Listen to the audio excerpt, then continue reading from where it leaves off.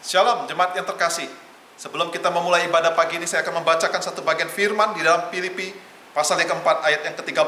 Segala perkara dapat kutanggung di dalam Dia yang memberi kekuatan kepadaku. Biarlah kita semua senantiasa dapat diberikan kekuatan, karena kita punya Tuhan yang maha besar, yang maha dahsyat. Biarlah di dalam situasi apapun, andalkan Tuhan di dalam kehidupan ini. Mari Bapak Ibu yang terkasih, siapkan hati kita untuk beribadah kepada Tuhan. Biarlah setiap kita dapat berjumpa Tuhan di dalam ibadah pagi ini, sekalipun kita beribadah di rumah. Ikuti ibadah dari awal, pertengahan, hingga akhir. Amin.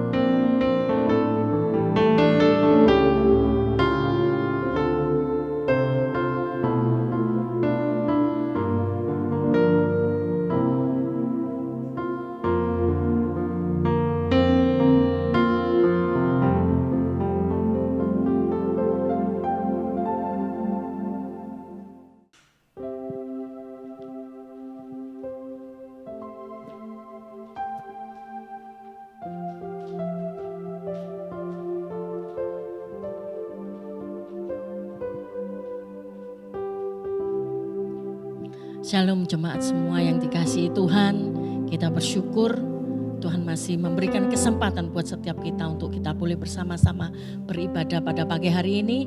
Mari kita arahkan hati kita kepada Tuhan, mari kita bangkit berdiri, kita bersama-sama mengambil saat teduh untuk benar-benar mempersiapkan hati kita untuk ibadah kepada Tuhan.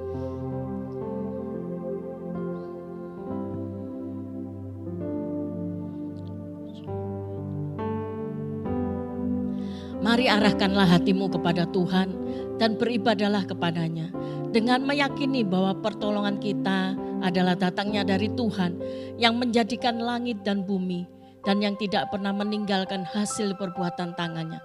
Turunlah atas kita sekalian kasih karunia, damai sejahtera dari Allah Bapa, Allah Anak dan Allah Roh Kudus menyertai ibadah kita pada pagi hari ini. Amin. Berlututlah di hadapan Tuhan serta akuilah bahwa Dia adalah Rajamu.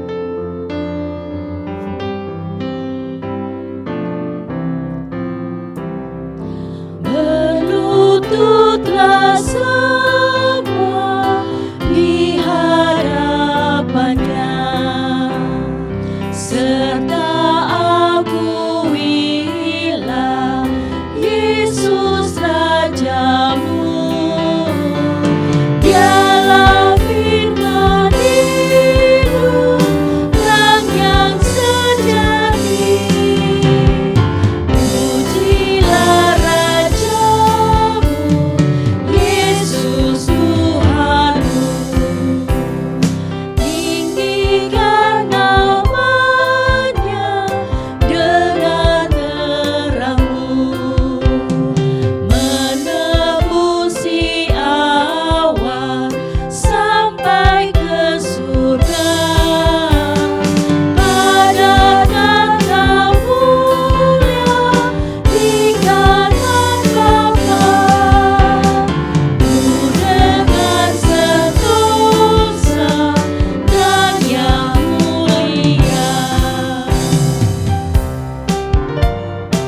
Dirikan tatamu ya Tuhan di dalam setiap hati kami.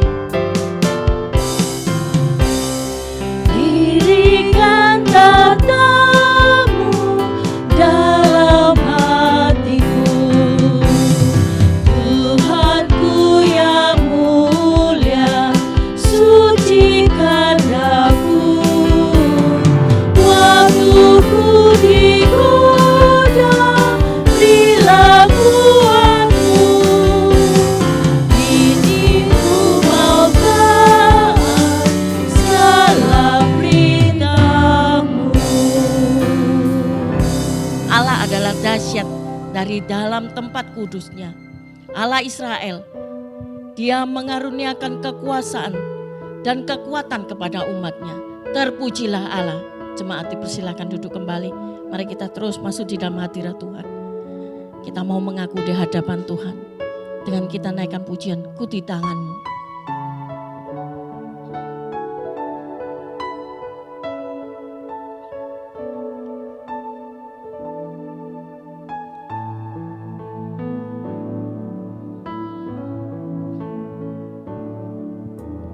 Ku di tangan-Mu, ku di hati-Mu, di pikiran-Mu, di rencana-Mu, tak pernah ku sendiri.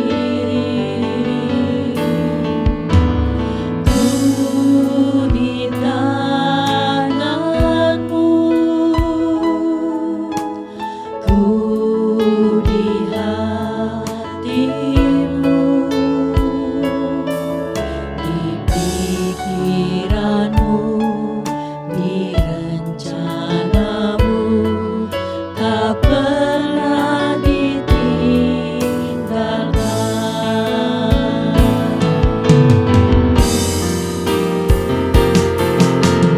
Ku di tangan-Mu,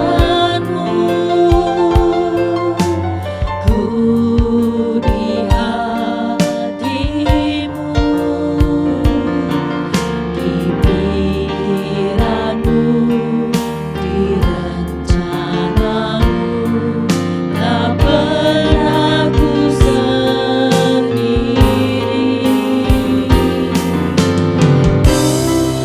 di tangan-Mu, ku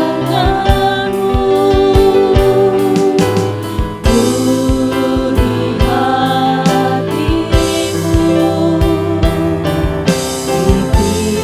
pikiran-Mu, di rencana-Mu, tak pernah ditinggalkan.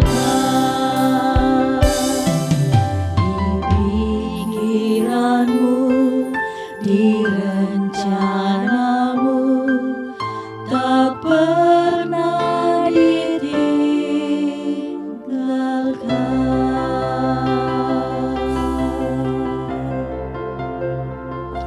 Terima kasih ya Tuhan Yesus. Bahwa Engkau sungguh Bapa yang takkan pernah meninggalkan setiap kami.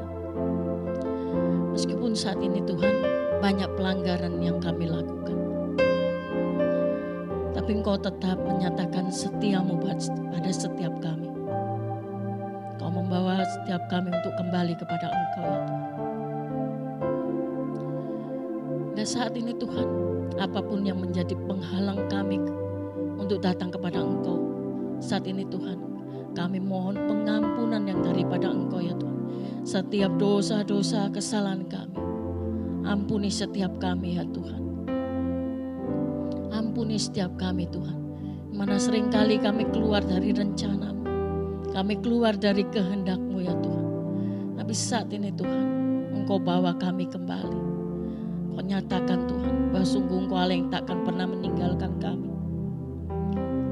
Terus Tuhan, bawa kami di dalam rencana-Mu, bahwa kami terus hidup di dalam rencana Tuhan yang luar biasa.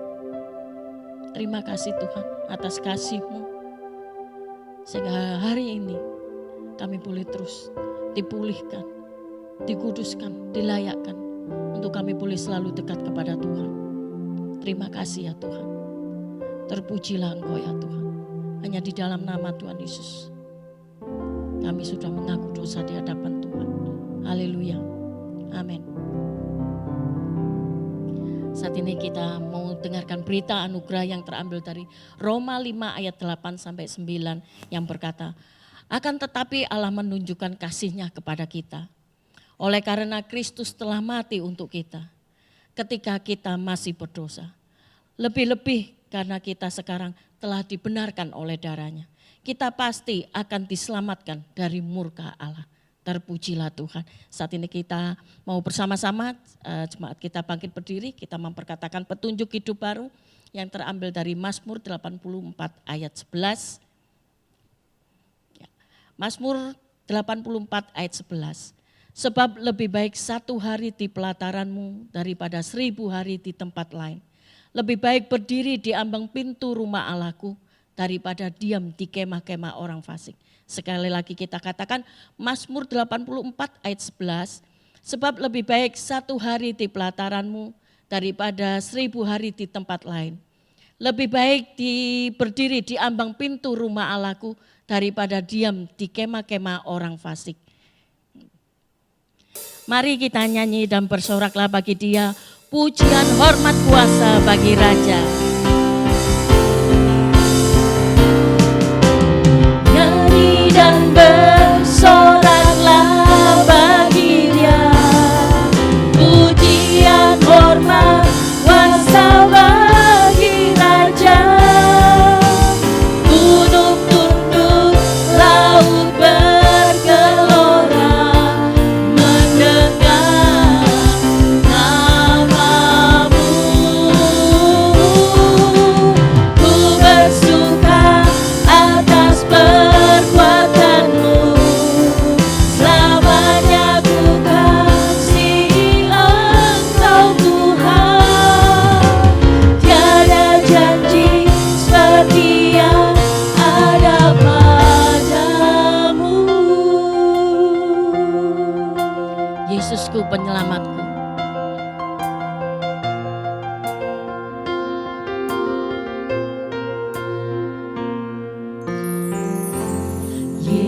Yesusku penyelamatku, tiada yang seperti Engkau. Setiap hari ku memuji keajaiban kasih-Mu.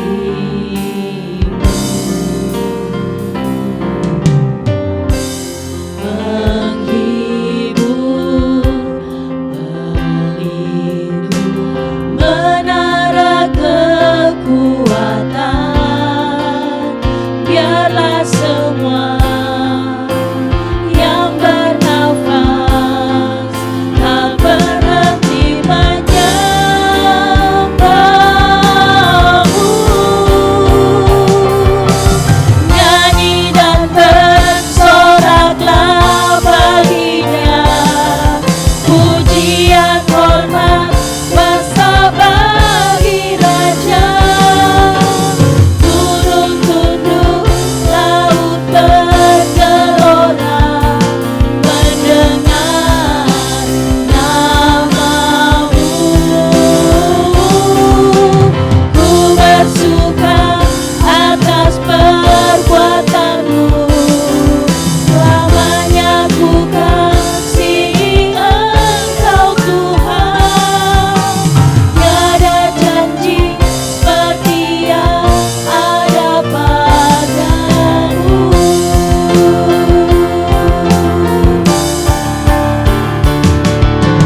Nyanyi dan bersoraklah bagi-Nya, pujian hormat kuasa bagi Raja. Gunung tunduk, laut bergelora, mendengar namamu. Ku bersuka atas perbuatanmu, selamanya ku kasihi Engkau Tuhan.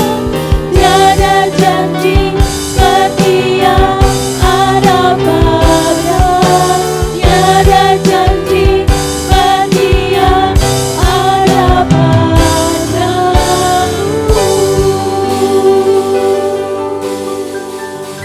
Terpujilah Tuhan. Mari kita bersama-sama memperkatakan pengakuan imam rasuli. Pengakuan imam rasuli. Aku percaya kepada Allah, Bapa yang Maha Kuasa, Khalik langit dan bumi, dan kepada Yesus Kristus, anak yang tunggal Tuhan kita, yang dikandung dari Roh Kudus, lahir dari anak darah Maria, yang menderita sengsara di bawah pemerintahan Pontius Pilatus, disalibkan, mati dan dikuburkan, turun ke dalam kerajaan maut. Pada hari yang ketiga bangkit pula dari antara orang mati, naik ke surga, duduk di sebelah kanan Allah, Bapa yang Maha Kuasa. Dan dari sana ia akan datang untuk menghakimi orang yang hidup dan yang mati. Aku percaya kepada Roh Kudus, gereja yang kudus dan am, persekutuan orang kudus, pengampunan dosa, kebangkitan tubuh, dan hidup yang kekal. Amin. Jemaat dipersilakan duduk kembali. Saatnya kita mau mendengarkan firman Tuhan. Mari kita semua mau buka hati, mau lebih lagi datang ke hadirat Tuhan.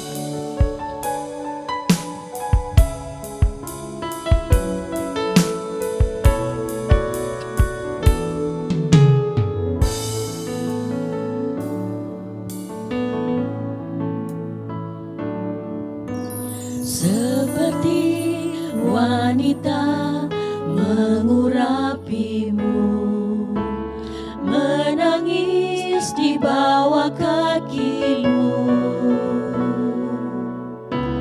demikian hidupku mau mengasihimu. Yesus, Engkau baik bagiku. Seperti wanita mengurapimu, menangis di bawah kakimu, demikian hidupku mau mengasihimu. Yesus, Engkau baik bagiku. Sampai akhir ku menutup mata, ku tetap setia menanti janjimu. Sampai ku dapatkan mahkota kehidupanku, ku tetap setia untuk melayanimu. Sampai akhir ku menutup mata, ku tetap setia menanti janjimu. Sampai ku dapatkan mahkota kehidupanku, ku tetap setia untuk melayanimu. Ku tetap setia untuk melayanimu. Amin. Saya persilahkan untuk hamba.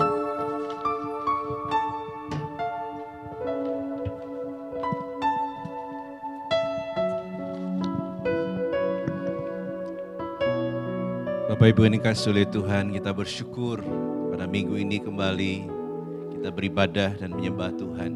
Mari sebelum kita mendengarkan firman Tuhan, kita akan masuk di dalam doa. Bapa yang baik, kami bersyukur ya Tuhan, buat kasih setia Tuhan yang begitu luar biasa dalam hidup kami. Tak henti-hentinya ya Tuhan, kasih setia Tuhan Kau nyatakan dalam hidup kami.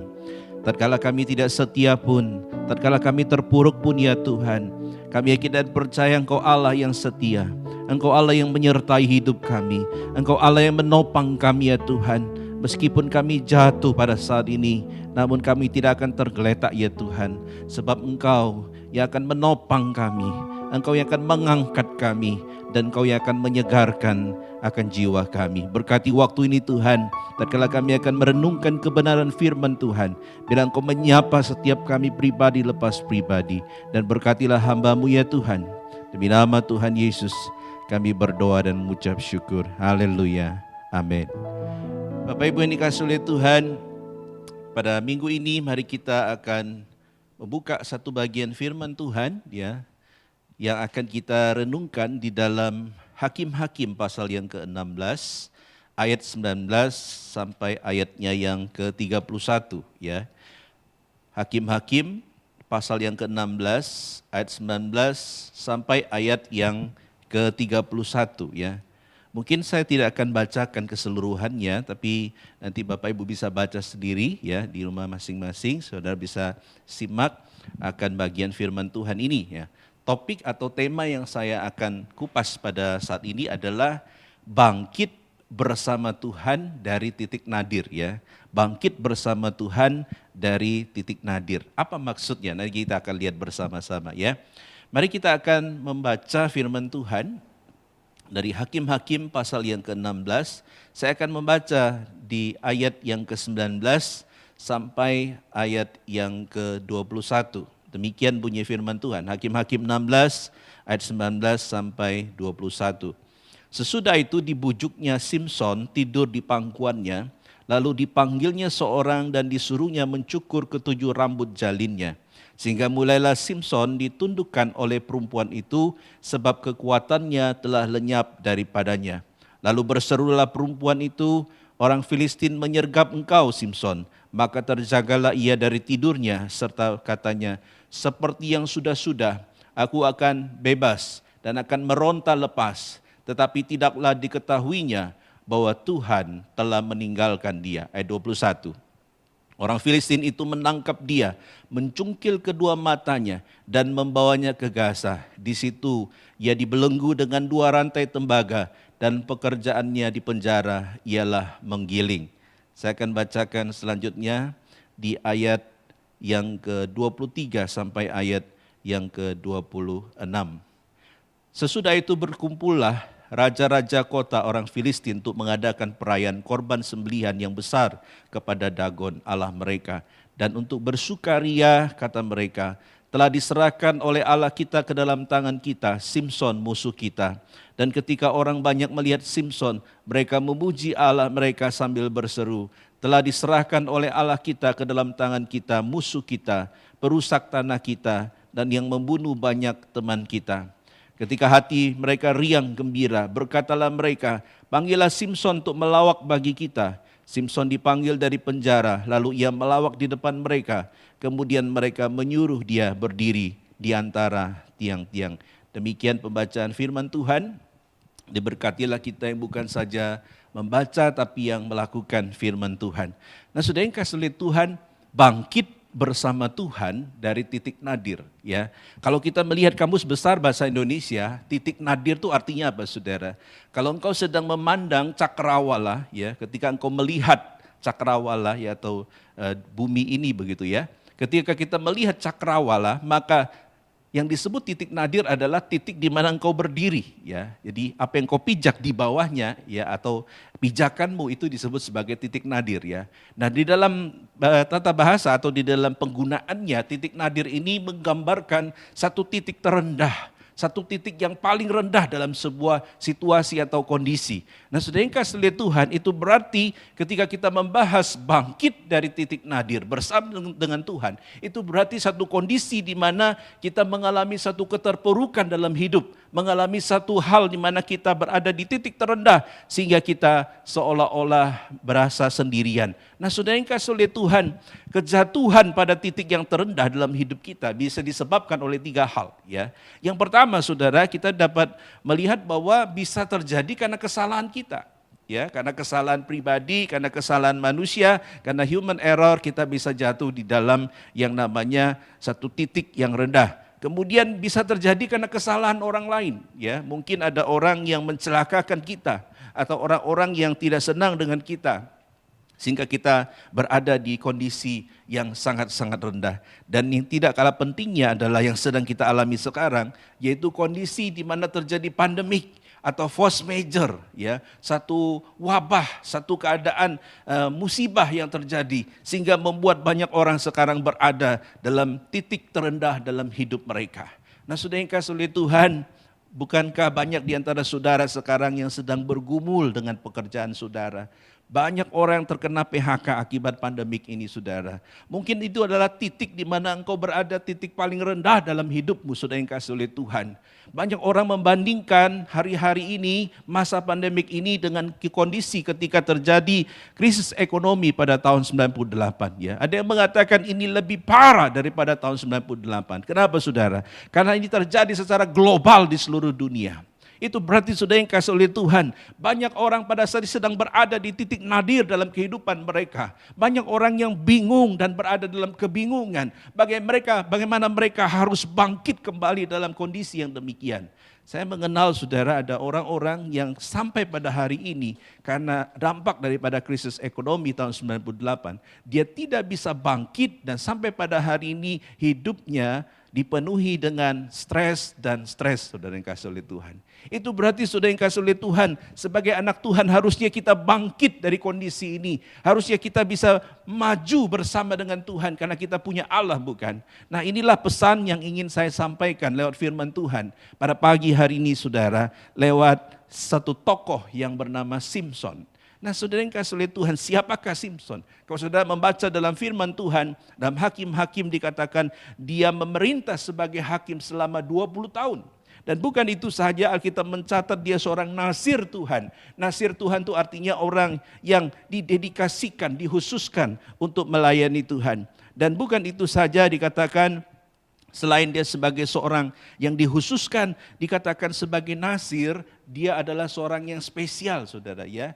Rambutnya tidak boleh dipangkas ya. Kemudian dia tidak boleh mengkonsumsi alkohol ya.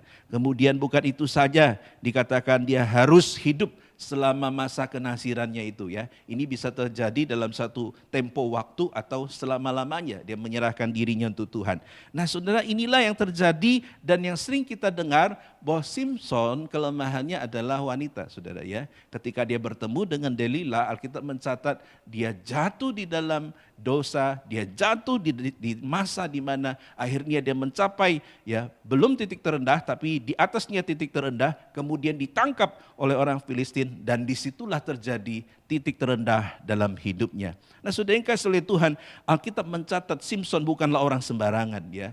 Dikatakan dia adalah seorang yang punya fisik yang luar biasa ya. Kalau saudara membaca dalam Hakim-Hakim 14 ayat 5 sampai 6, dikatakan dia pernah membunuh ya seekor singa hanya dengan tangan kosong, saudara. Wow, luar biasa ya.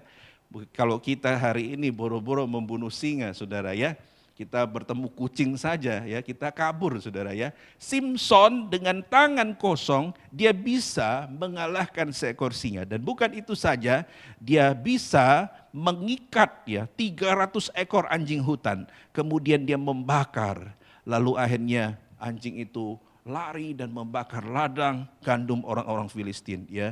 Bahkan dia membunuh 1000 orang Filistin hanya dengan menggunakan tengkorak daripada rahang keledai ya. Nah, saudara yang kasih oleh Tuhan, begitu luar biasa kekuatannya. Dan Alkitab mencatat apa, saudara yang kasih oleh Tuhan?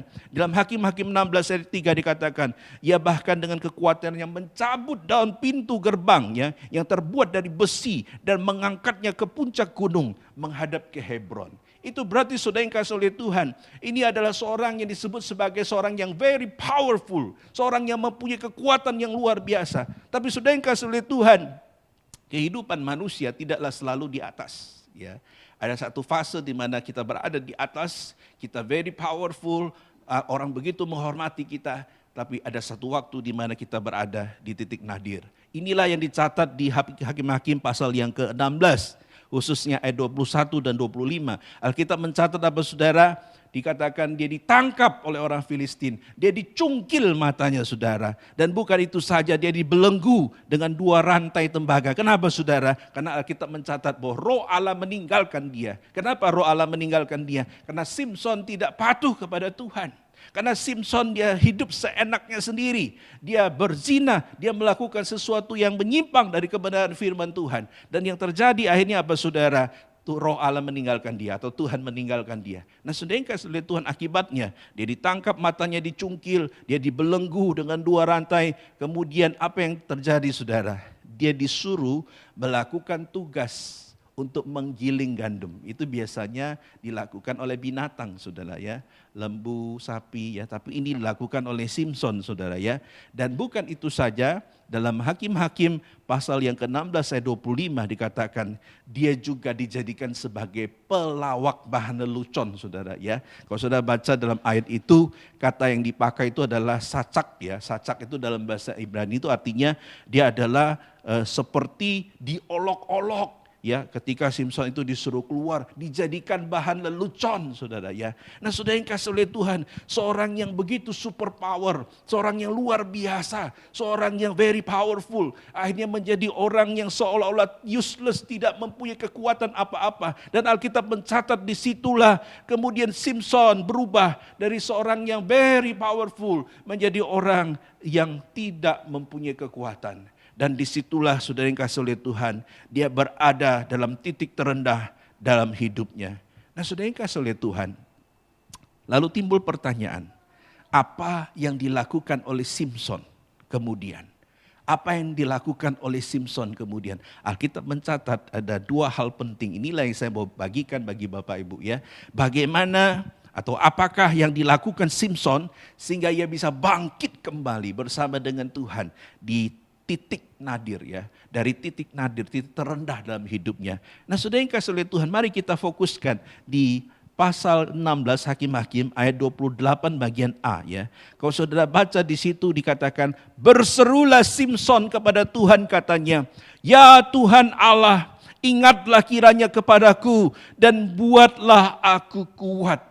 Nah saudara yang kasih oleh Tuhan, dalam ayat ini dikatakan bahwa berserulah Simson kepada Tuhan. Nah saudara yang kasih oleh Tuhan, kalau saudara lihat ya di situ kata berseru ini menggunakan satu kata, satu istilah yaitu kara saudara ya. Kara itu kalau diterjemahkan adalah memanggil atau menjerit saudara ya. Berarti saudara yang kasih oleh Tuhan, di dalam kondisi di mana dia merasa begitu rendah saudara. Ketika dia berada di titik nadir dari hidupnya, yang Simson lakukan adalah dia berseru kepada Allah. Di dalam apa saudara? Di dalam satu seruan yang kalau saudara sekilas baca, saudara tidak akan bisa mengerti apa yang disebut seruan ini. Kalau saudara melihat lebih lanjut, saya akan kutip dari terjemahan Alkitab Bahasa Indonesia Sehari-Hari, dituliskan demikian.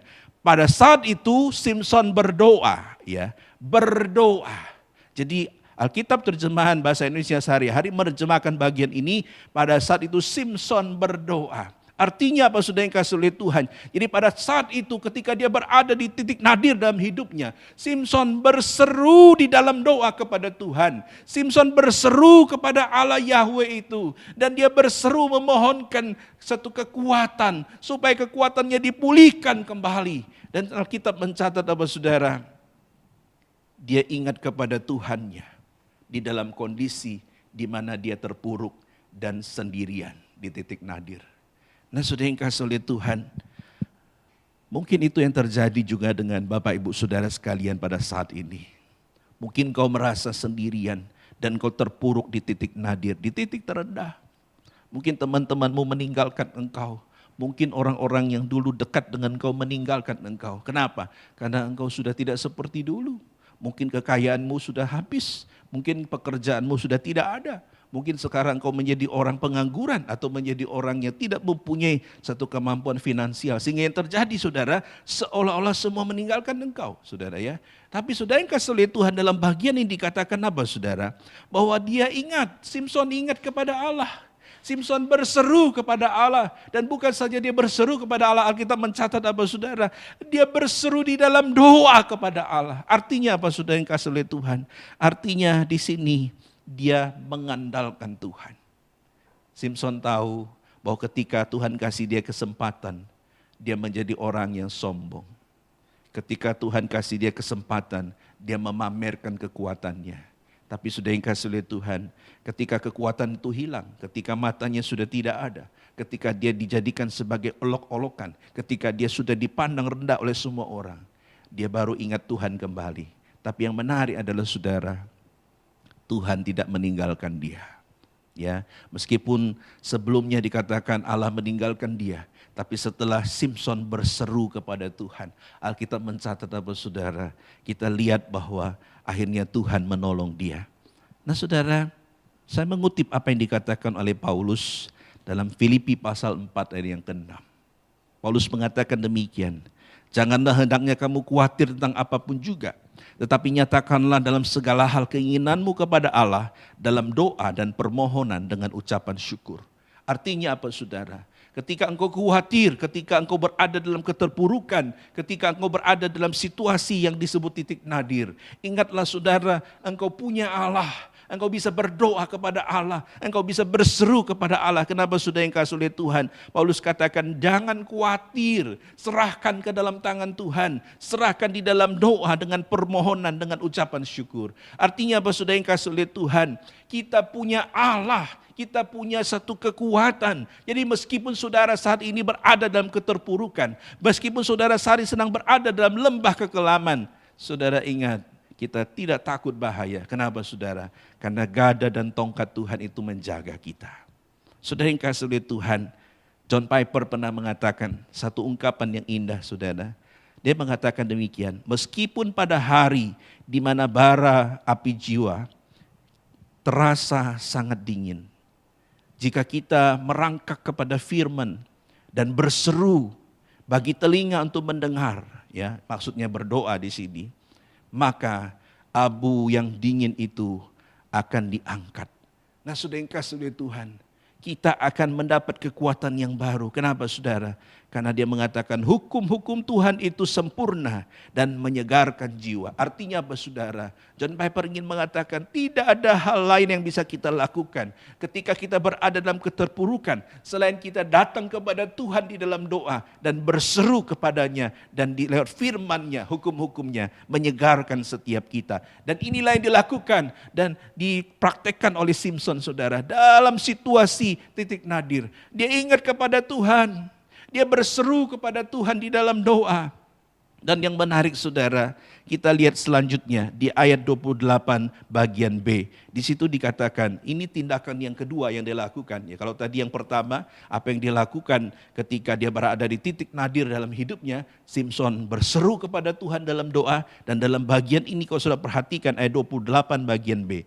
Dia mengatakan, sekali ini saja ya Allah, supaya dengan satu pembalasan juga kubalaskan kedua mataku itu kepada orang Filistin. Nah saudara yang kasih oleh Tuhan, dalam bagian ini saudara, kalau saudara melihat kembali, ya saya kutip dari terjemahan lainnya di situ ya. Kalau saudara perhatikan hanya sekali ini saja ya. Ini adalah satu kalimat atau satu frasa yang menggambarkan apa saudara? Dia seolah-olah menjadi orang yang tidak layak di hadapan Tuhan ya, menunjukkan suatu kondisi di mana dia mengharapkan belas kasihan Tuhan. Makanya di dalam terjemahan bahasa Indonesia sehari-hari diterjemahkan, sudilah engkau mengingat saya. Sudilah engkau mengingat saya. Artinya apa saudara yang kasih oleh Tuhan? Dalam bagian ini Alkitab mencatat, Simpson dia ingat kepada Tuhan, dia berseru kepada Tuhan. Tapi yang tidak kalah pentingnya saudara, di dalam keterpurukannya, dia tidak memaksakan kehendaknya kepada Tuhan. Dia tidak mendikte Tuhan. Dia tidak minta Tuhan untuk menjadi, untuk menjadi satu figur yang menjalankan apa yang dia inginkan. Ya. Atau di dalam bahasa Surabayanya itu ya, menjadikan Tuhan seperti jongosnya. Tidak saudara ya. Tapi dia datang di hadapan Tuhan. Dia sadar siapa dirinya. Orang yang berdosa. Orang yang pernah mengecewakan Tuhan. Sehingga Tuhan hukum dia. Tapi dalam ketidaklayakannya, dia datang kembali kepada Tuhan dan dia berdoa. Tuhan, hanya ini saja. Hanya satu kali ini saja. Sudilah kiranya engkau mencurahkan belas kasihan-Mu kepadaku, kata Simpson. Wow saudara yang kasih oleh Tuhan, ketika mempersiapkan firman Tuhan ini sesuatu yang begitu mengharukan saudara ya. Kenapa saudara? Karena dia datang di hadapan Tuhan. Dia merasa diri tidak layak. Lalu dia datang dan berkata, Tuhan, aku mohon belas kasihan-Mu sekali ini saja. Berikan aku kekuatanku kembali. Nah saudara yang kasih oleh Tuhan, hal yang membuat kita terharu adalah apa saudara? Simpson tahu siapa dirinya. Simpson tidak memaksa Tuhan. Kadang-kala saudara yang kasih oleh Tuhan, di dalam keterpurukan kita bisa memaksa Tuhan. Ya, saya mengutip apa yang ditulis oleh seorang penafsir, ya, yang menuliskan dalam bagian ini, Barry G. Webb, ya, dalam sebuah tafsiran dia menuliskan, ya, The Book of Judges, ya, dia mengatakan, it's the language of beggar, ya. Kata yang dipakai di sini adalah satu ungkapan seperti seorang pengemis, saudara ya. Berarti Simpson datang di hadapan Tuhan. Dia seperti seorang pengemis minta kepada Tuhan. Tuhan sekali ini saja, sudilah kiranya engkau mengabulkan permintaanku. Artinya apa saudara yang kasih oleh Tuhan? Kadangkala dalam keterpurukan kita sekarang suka sekali menjadi orang yang memikirkan diri sendiri. Tapi Simson tidak, saudara. Dia datang di hadapan Tuhan dan dia mengatakan, Tuhan, sudilah kiranya. Itu berarti apa, saudara? Bisa iya, bisa tidak. Ya, kalau Tuhan mengatakan tidak, berarti sudah tidak ada harapan bagi dia. Dia tidak memaksakan Tuhan, tapi sebagai seorang pengemis dia minta, Tuhan tolong saya. Dan yang terjadi adalah, saudara, akhirnya memang Tuhan menolong dia. Nah, saudara yang kasih oleh Tuhan, dalam bagian ini kita dapat melihat, meskipun terpuruk, saudara, Simson tidak berani memaksakan kehendaknya kepada Allah. Berbeda dengan manusia pada umumnya, ketika dalam masa kesesakan, keterpurukan, apa yang dilakukan, saudara, ketika dia itu berdoa di hadapan Tuhan. Banyak kali orang memaksakan kehendaknya di hadapan Tuhan, supaya Tuhan mengabulkan. Tuhan, aku terlilit hutang. Tuhan, aku dalam kesusahan. Tuhan, aku berada dalam masa susah. Tuhan, kabulkan dalam nama Tuhan Yesus. Seolah kita ingin memaksa Tuhan. Tapi Alkitab mengajarkan kepada kita melalui Simson dalam bagian ini, jangan memaksakan kehendak kita dalam permohonan kita kepada Tuhan. Di sini kita seperti seorang pengemis, saudara, ya. Seperti seorang pengemis yang meminta kepada Tuhan. Itu berarti memohonkan belas kasihan Tuhan. Kita jangan menjadi orang yang memerintah Tuhan, seolah-olah ini kita menjadi penguasa, ya, melebihi daripada Tuhan. Nah, saudara yang kasih oleh Tuhan, itu berarti kita dapat melihat dalam bagian ini apa yang kita bisa belajar, saudara. Kita bisa belajar satu hal yang sangat penting pada pagi hari ini. Jadi orang Kristen harus tahu diri di hadapan Tuhan. Jadi orang Kristen harus tahu diri. Kenapa, saudara? Banyak kali ketika saya melihat sekarang, ya, ada satu kecenderungan orang itu bertindak seperti bos, ya, di hadapan Tuhan, menjadi orang yang akhirnya tidak tahu diri, ya, di hadapan Tuhan. Kenapa, saudara? Karena bertindak seolah-olah dia majikan atas Tuhan, ya. Nah, saudara yang kasih oleh Tuhan, tapi dalam bagian ini kita diingatkan, yaitu apa, saudara? Simson bukan saja berseru kepada Tuhan di dalam doa, tapi dia memposisikan dirinya rendah. Dia memposisikan dirinya seperti seorang pengemis. Dia mengatakan, Tuhan, sudilah kiranya untuk satu kali ini saja kembalikan kekuatanku. Dan Alkitab mencatat apa, saudara? Kalau sudah membaca selanjutnya di dalam bagian ini, saudara, ya, saya akan bacakan kepada saudara, ya, mulai ayat yang ke-27, ya. Pasal yang ke-16 Hakim-Hakim. Adapun gedung itu penuh dengan laki-laki dan perempuan. Segala raja orang Filistin ada di sana. Dan di atas soto ada kira-kira 3.000 orang laki-laki dan perempuan yang menonton lawak Simson itu. Jadi banyak sekali orang yang berkumpul. Saudara bisa bayangkan, ya, penuh sesak, ya. Lalu akhirnya apa, saudara? Ayat 30. Berkatalah Simson, biarlah kiranya aku mati bersama-sama orang Filistin ini. Lalu membukuklah ia sekuat-kuatnya. Maka rubuhlah rumah itu menimpa raja-raja kota itu. Dan seluruh orang banyak yang ada dalamnya. Yang mati dibunuhnya pada waktu matinya itu. Lebih banyak daripada yang dibunuhnya pada waktu hidupnya. Sesudah itu datanglah ke sana saudara-saudaranya dan seluruh keluarganya. Mereka mengangkat dia dan membawanya dari sana. Lalu menguburkannya di antara Zora dan Esitaol di dalam kubur Manoah ayahnya. Nah, saudara yang kasih oleh Tuhan, Alkitab mencatat di akhir daripada permintaannya. Ketika dia meminta kepada Tuhan, Tuhan, sudilah kiranya sekali ini saja mengembalikan kekuatanku dan aku akan menebus kesalahanku. Dan ketika itu, saudara, dia dengan sisa-sisa kekuatannya, dia memegang pilar yang menyangga bangunan yang besar itu, saudara. Lalu atas seizin Tuhan, Tuhan mengembalikan kekuatannya. Dan dia menghancurkan akan pilar-pilar itu dan bangunan itu runtuh. Dan yang dibunuhnya begitu banyak orang. Nah, saudara yang kasih oleh Tuhan, memang akhirnya Tuhan menjawab doanya. Tapi yang terjadi adalah Simson akhirnya dipanggil oleh Tuhan. Tapi yang paling penting adalah ketika itu dia bangkit kembali, saudara, dalam keterpurukannya. Dalam satu kondisi di mana dia merasa dirinya sama sekali nol. Ketika dia seorang dulu yang dipuja-puja dengan kekuatannya. Banyak orang begitu memuja dia. Tapi dalam satu kondisi ketika dia ditangkap, dia tidak bahkan tidak mempunyai mata lagi saudara, bahkan diperlakukan seperti binatang, bahkan dijadikan sebagai bahan lelucon saudara, diolok-olok. Dan ketika itulah Tuhan mengangkat dia saudara, Tuhan mengangkat dia daripada keterpurukannya. Dan Alkitab mencatat dengan indah bagaimana akhir hidupnya, dia bisa membalaskan apa yang sebelumnya tidak bisa dilakukan. Nah saudara yang kasih oleh Tuhan, satu pelajaran yang kita bisa lihat pada pagi ini adalah kita sebagai orang percaya, jangan pernah putus asa. Jangan pernah putus asa ketika mengikut Tuhan. Ingatlah bahwa ketika kita sungguh-sungguh mengikut Tuhan, kita punya Allah yang begitu luar biasa. Allah yang sama yang dipercaya oleh Simpson, bukan? Kita hanya bisa datang dan kita bisa datang di hadapan Tuhan. Kita berseru dengan sungguh-sungguh, dengan hati yang hancur di hadapan Tuhan. Dan kita memohonkan belas kasihan Tuhan seperti seorang pengemis yang datang untuk memintakan belas kasihan Tuhan. Dan saya yakin dan percaya Tuhan pasti akan membangkitkan kau kembali. Tuhan pasti akan mengangkat kau kembali dari keterburukan, dari titik nadir, dari titik terendah pada masa sekarang ini. Saya yakin Tuhan pasti akan memulihkan akan segala apa yang kau alami pada saat ini. Mungkin kau bergumul dengan masalah finansial pada saat ini. Mungkin kau sedang bergumul dengan masalah pekerjaan saat ini. Mungkin kau sedang bergumul dengan masalah keluarga. Ya karena ini rentetannya banyak ya, karena ekonomi merambah ke keluarga, karena ribut terus dan akhirnya menjadi konflik rumah tangga. Nah saudara yang kasih oleh Tuhan, bukankah saudara dan saya punya Tuhan? Bukankah Allah yang sama yang disembah oleh Simpson adalah Allah yang kita percaya? Karena itu saya mau katakan, mari datang kepada Tuhan, berseru kepadanya di dalam doa.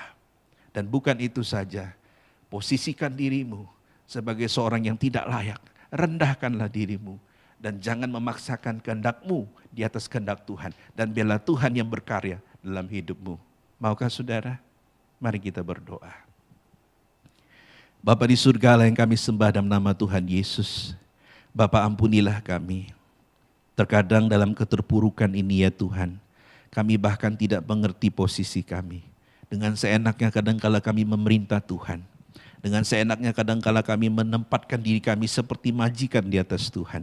Tapi firman Tuhan pada pagi ini menempelak kami ya Tuhan, menegur setiap kami ya Tuhan, bahwa jika kami akan bangkit daripada titik nadir dalam hidup kami, maka mau tidak mau, suka atau tidak suka, kami harus berseru kepada Allah yang adalah sumber keselamatan kami, berseru kepada Allah yang adalah sumber pertolongan kami, dan memposisikan kami sebagai seorang pengemis di hadapan Tuhan, yang tidak memaksakan kehendak kami, tapi kehendak Allah yang terjadi. Berikan kami kesabaran untuk menunggu waktu Tuhan tergenapi dalam hidup kami. Berikan kami kemampuan untuk bertahan dalam masa-masa susah ini. Sebab kami yakin dan percaya tanpa pertolongan dan kekuatan Tuhan, maka kami tidak akan bisa bertahan. Terpujilah nama-Mu, meteraikan firman-Mu ya Tuhan. Dengar seru doa kami, demi nama Tuhan Yesus kami berdoa.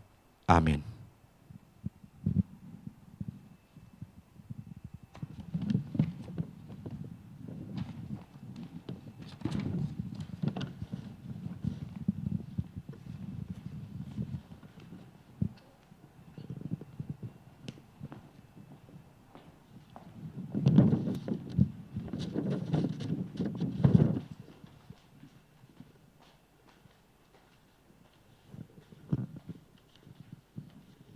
Puji nama Tuhan, kita sudah mendengarkan firman Tuhan, dan saatnya kita memberikan persembahan.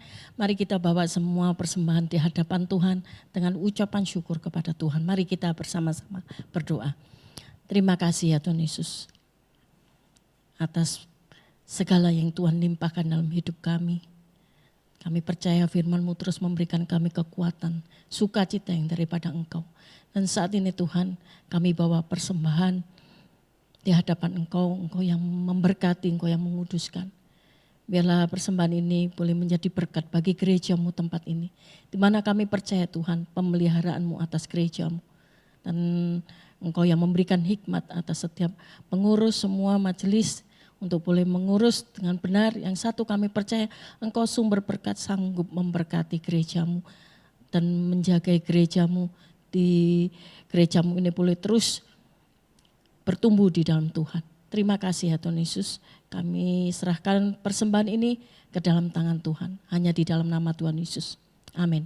Dan kita mau bersama-sama masuk di dalam doa syafaat. Kita berdoa untuk pertumbuhan iman jemaat GKT Nazaret Pondok Indah, khususnya juga untuk yang lemah tubuh ataupun yang sakit, juga untuk berdoa untuk penanganan COVID-19 di dunia, baik di Indonesia juga di Surabaya. Mari kita bersama-sama sekali lagi kita tundukkan kepala kita berdoa kepada Tuhan. Terima kasih ya Tuhan Yesus. Tuhan, tak henti-hentinya kami berseru kepada Tuhan, menyerahkan gerejamu ini ke dalam tangan Tuhan. Engkau yang tahu keadaan setiap jemaatmu Tuhan. Kami serahkan sekali lagi Tuhan ke dalam tangan Tuhan. Karena kami tahu hanya Engkau Allah yang sanggup. Kau peliharakan gerejamu, khususnya iman dari jemaatmu Tuhan. Untuk mereka tetap terus mengandalkan Tuhan. Terus berharap hanya kepada Tuhan. Dan mungkin saat ini ada yang kondisi lemah tubuh ataupun sakit. Tuhan, Engkau sumber segalanya, Engkau sanggup memberikan kesembuhan buat setiap mereka. Tuhan yang memberikan kekuatan, kemampuan. Juga mungkin yang saat ini mengalami baik di dalam ekonomi. Tuhan, Engkau tolong setiap mereka. Apapun Tuhan yang saat ini terjadi atas jemaat-Mu, yang satu kami tetap percaya bahwa Engkau Allah yang tidak akan pernah meninggalkan setiap kami. Kau peliharakan gereja-Mu Tuhan. Juga setiap hamba-hamba-Mu ya Tuhan, yang melayani Tuhan, peliharakan Tuhan, berkati. Berikan mereka terus sukacita yang daripada-Mu Tuhan. Bela kasih-Mu yang tidak terbatas terus melingkupi gereja-Mu, melingkupi jemaat-Mu Tuhan. Dan saat ini Tuhan kami berdoa untuk bangsa dan negara kami. Tuhan ampuni bangsa kami, pulihkan bangsa kami. Kami mohon belas kasihan-Mu terus atas bangsa kami. Untuk khususnya di dalam pandemi ini Tuhan. Tuhan, Engkau Allah yang sanggup memulihkan. Engkau Allah yang sanggup segalanya Tuhan di dalam keadaan bangsa kami. Biarlah saat ini Tuhan, kami hanya terus berseru kepada Tuhan. Biarlah semuanya terjadi seturut dengan kehendak Tuhan. Karena kami tahu rencana Tuhan saja yang terbaik buat bangsa kami, juga khususnya kota Surabaya, juga seluruh dunia. Tuhan, Engkau tahu yang terbaik. Yang satu kami percaya Tuhan, Engkau sumber segalanya akan menyatakan lawatan-Mu, menyatakan karya-Mu yang luar biasa atas setiap umat manusia, atas setiap bangsa-bangsa, atas setiap gereja-gereja Tuhan. Terima kasih Tuhan. Tuhan, ini seru doa kami kepada Engkau. Biarlah Tuhan terus berkarya atas setiap kami. Terpujilah Engkau ya Tuhan. Hanya di dalam nama Tuhan Yesus kami sudah berdoa. Amin. Dan sebentar kita akan mendengarkan warta gereja yang akan disampaikan oleh hambanya.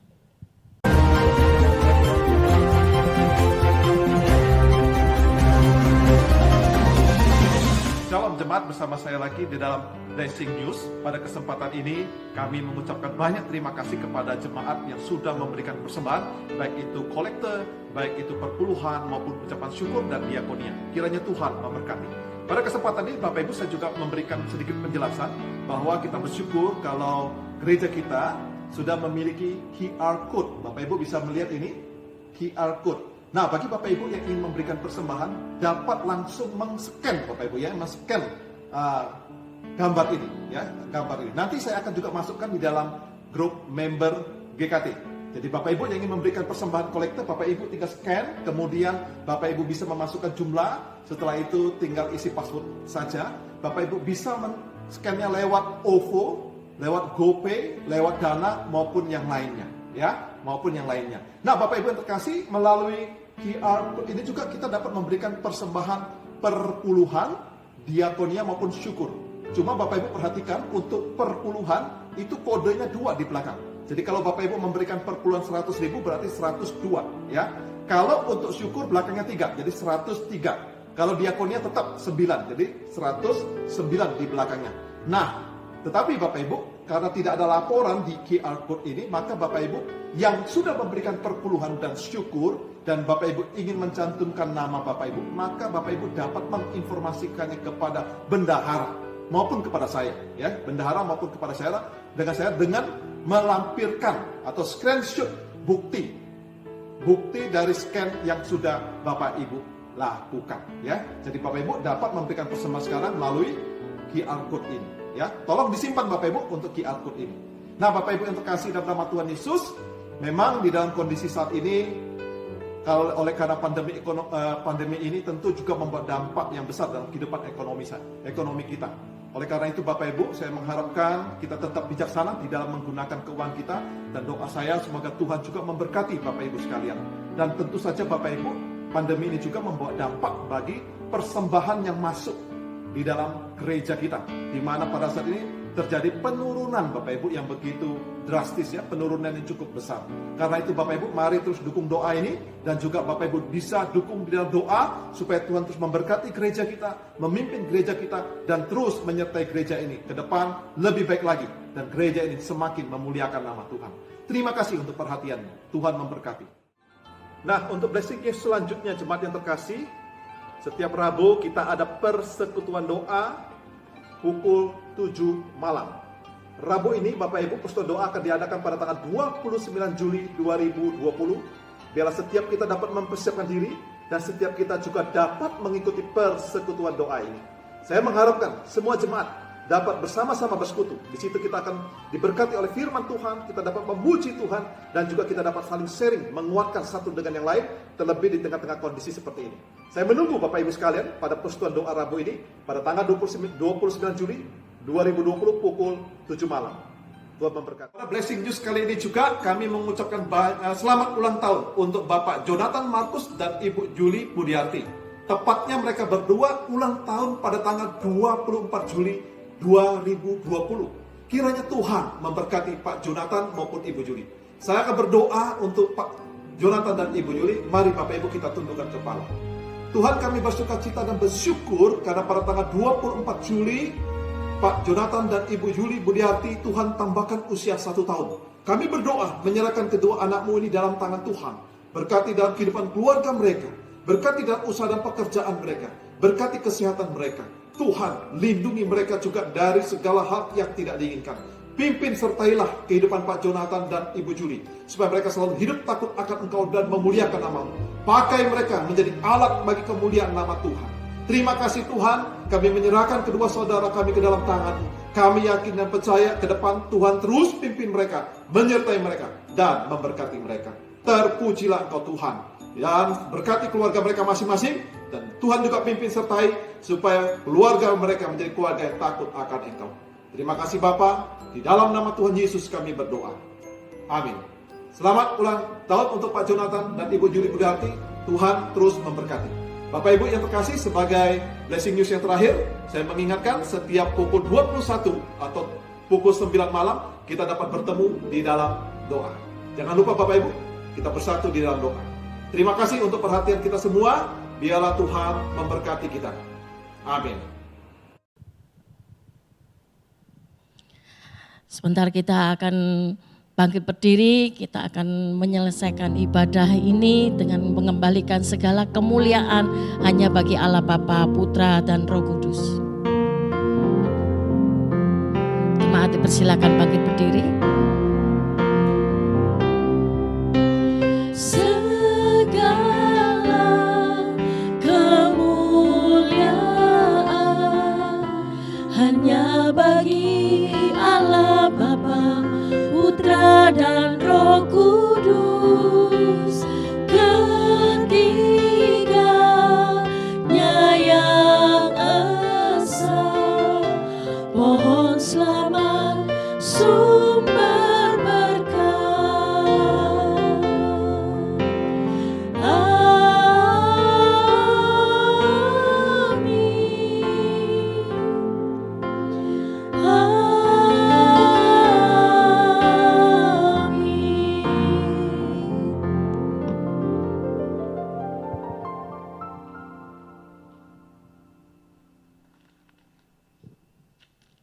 Jemaat yang terkasih, biarlah kebenaran firman Tuhan pagi ini sungguh dapat mengingatkan kita.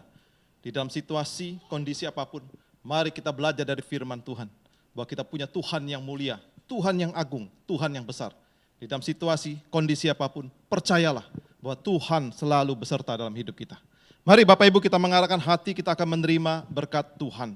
Jika hari ini engkau sungguh-sungguh mendengarkan sabda firman Tuhan dan taat kepadanya, maka Allah sumber berkat itu senantiasa akan memberkatimu di dalam segala kelimpahannya.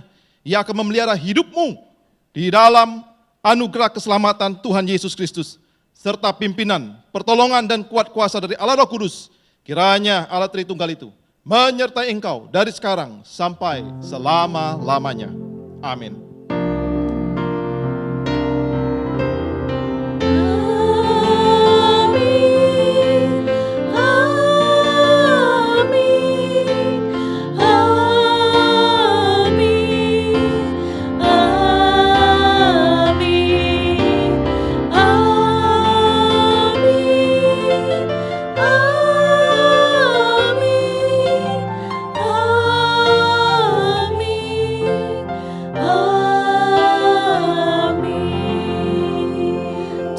Silakan duduk kembali, mari kita bersama-sama ngambil saat itu.